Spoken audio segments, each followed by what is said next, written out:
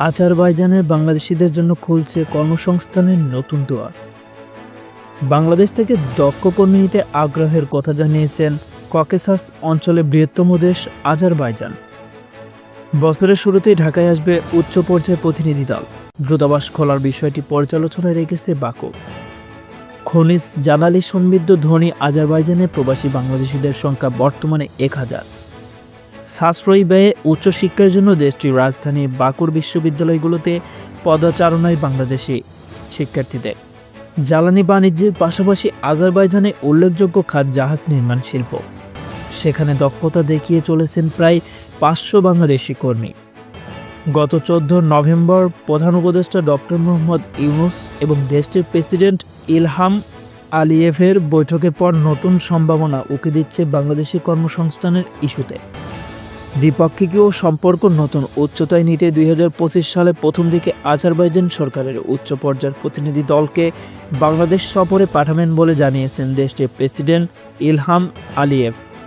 তিনি বলেন, বাংলাদেশের সঙ্গে বিনিয়োগ, ব্যবসা বাণিজ্য ও আন্তর্জাতিক সহযোগিতার সম্ভাবনা থাকায় ঢাকায় দূতাবাস খোলার বিষয়টি পর্যালোচনা করেছেন বাকু। সেখানকার প্রবাসী বাংলাদেশিদের প্রত্যাশা, আজারবাইজানে বাংলাদেশ হাইকমিশন প্রতিষ্ঠা করা গেলে আরও উপকৃত হবেন তারা।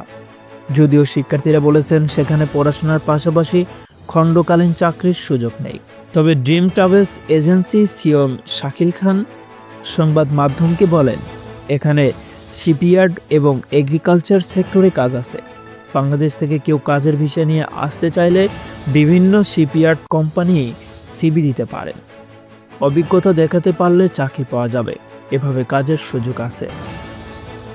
SBM marine and Baku limited company general manager Mohammad Omar Faruk বলেন, দূতাবাস না থাকার কারণে আমাদেরকে মালয়েশিয়ায় শরণাপন্ন হতে হয়। যেখানে 1 মাসের লোক আনা যায়, সেখানে 3.5 বা 4 মাস সময় লাগে। এছাড়া এখানে ব্যাংকিং সিস্টেম বলতে গেলে শূন্য। এখান থেকে বাংলাদেশে টাকা পাঠানো সহজ নয়, অনেক ঝামেলা পোহাতে হয়। $1000 পাঠালে $50 খরচ হয়। এর আগে গত 15 জুন বাকুতে বাংলাদেশ ও আজারবাইজানের মধ্যে প্রথম ফরেন অফিস কনসালটেশন বৈঠক অনুষ্ঠিত হয়। সংবাদের এ পর্যন্তই।